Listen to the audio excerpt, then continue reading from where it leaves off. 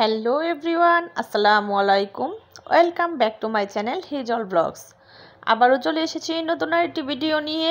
আশা করছি আপনারা সকলেই খুব ভালো আছেন, আর আমিও আলহামদুলিল্লাহ আমার পরিবারের সাথে বেশ ভালো আছি। তো এই যে মানি প্ল্যান্টের গাছটা দেখতে পাচ্ছেন, এই গাছটা সম্পর্কে আপনারা তো জানেন। যারা আমার পুরনো ভিউয়ার্স আছেন তারা নিশ্চয়ই এই গাছটা সম্পর্কে জানেন। আমি মাত্র 3টা পাতার এই গাছটা নিয়ে এসেছিলাম, আর এখন দেখেন মাশাল্লাহ কতটা বড় হয়ে গেছে এই গাছটা। তো ভাবছি গাছ থেকে কিছুটা ডাল কেটে নিয়ে আমি অন্য জায়গায় রাখবো। তো তার জন্য আজকে আমি খুবই সুন্দর কিউট একটা প্লান্টার তৈরি করব। ঘরে থাকা উপকরণ দিয়ে মাত্র কয়েক টাকা খরচ করে আমি আজকের এই কিউট প্লান্টারটি তৈরি করব। তো চলুন শুরু করা যাক। আমি আজকের এই প্লান্টারটি তৈরি করব আমার এই কম্পিউটার টেবিলে।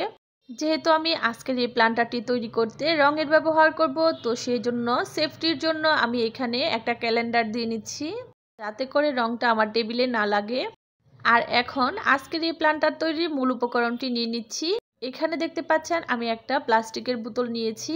এই প্লাস্টিকের বোতলটা কিন্তু ঢেউ ঢেউ করা, তো আমি এখান থেকে এরকম সাইজ করে কেটে নিচ্ছি।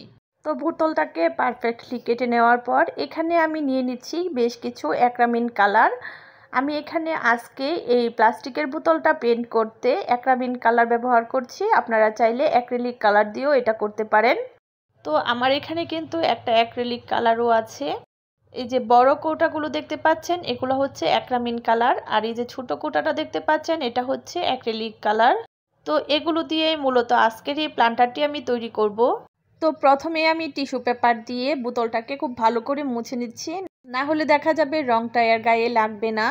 তো খুব ভালো করে মুছে নেওয়ার পর আমি প্রথমেই এই যে বোতলটার মধ্যে সাদা কালার দিয়ে বেসটা করে নিব। সাদা কালার দিয়ে বেসটা করে নিচ্ছি, কারণ সাদা কালার দিয়ে বেসটা করে নিলে এর উপরে আমি যে রঙেই করি না কেন সেটা খুব সুন্দরভাবে ফুটে উঠবে।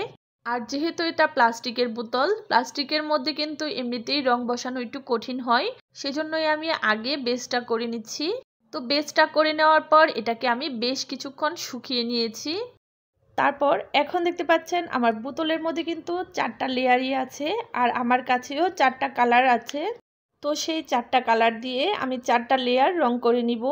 তো প্রথমে আমি এখানে পিঙ্ক কালারটা করে নিচ্ছি, এবং প্রতিটা কালারই কিন্তু আমি ডাবল লেয়ার করে দিয়েছি যাতে করে একটু ব্রাইট হয়। তো আমি কালারটা করে নিচ্ছি, আর সেই ফাঁকে আমার ভিউয়ার্সদের কাছে একটা ছোট্ট অনুরোধ করে নিচ্ছি। এই পর্যন্ত ভিডিওটি দেখার পর যদি কোথাও কোনো অংশ একটুও ভালো লেগে যায় তাহলে প্লিজ একটা লাইক করে পুরো ভিডিওটি কন্টিনিউ করবেন। আর শেষ পর্যন্ত ভিডিওটি দেখার পর যদি পরবর্তীতে আমার ভিডিও দেখার প্রতি কোনো প্রকার আগ্রহ সৃষ্টি হয় তাহলে প্লিজ আমার চ্যানেলটিকে সাবস্ক্রাইব করে বন্ধু হয়ে আমার পাশেই থেকে যেতে পারেন। আর যারা অনবরত সাপোর্ট করে আমার পাশেই আছেন তাদেরকে জানাচ্ছি অসংখ্য ধন্যবাদ। আর যারা সাবস্ক্রাইব করেননি তাদের প্রতিও আশা রাখছি নিশ্চয়ই কোনো একদিন আমার কথা বা কাজ কোনো একটা ভালো লেগে গেলে ঠিকই সাবস্ক্রাইব করে বন্ধু হয়ে আমার পাশেই থেকে যাবেন। তো যাই হোক, আপনাদের কাছে সাবস্ক্রাইব চাইতে চাইতে এখানে দেখতে পাচ্ছেন আমি প্রতিটা লেয়ারই কিন্তু ডাবল কোট করে নিয়েছি। আর রংটা করার পর দেখতেই পাচ্ছেন নর্মাল একটা প্লাস্টিকের বোতলকে এখন কি সুন্দর লাগছে। তো এটাকে আমি আরেকটু গর্জিয়াস করার জন্য এখানে আমি কিছু সাদা কালার দিয়ে ডট দিয়ে দিব, আর সাদা কালারের মধ্যে আমি গোলাপি কালার দিয়ে ডট দিয়ে নিব।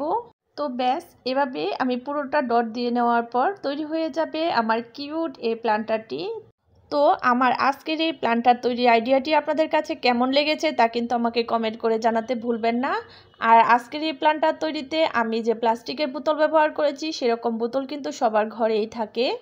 আর এখানে আমি আজকে খুবই সামান্য পরিমাণ রং ব্যবহার করেছি। এই যে অ্যাক্রামিন কালারগুলো সেগুলো আমি 30 টাকা করে কিনে এনেছি, আর অ্যাক্রিলিক কালারগুলো 40 টাকা করে কিনে এনেছি।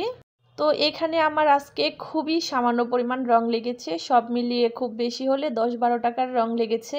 তো মাত্র 10-12 টাকা খরচ করে আমি কিন্তু আজকে এই কিউট প্লান্টারটি তৈরি করে ফেলেছি। আর এখানে দেখতে পাচ্ছেন রং নিয়ে কাজ করতে গিয়ে ক্যালেন্ডারটার মধ্যে কতগুলো রং ভরেছে। আমি যদি এই ক্যালেন্ডারটা না দিতাম তাহলে কিন্তু সম্পূর্ণ রংটাই আমার টেবিলের মধ্যে লাগতো।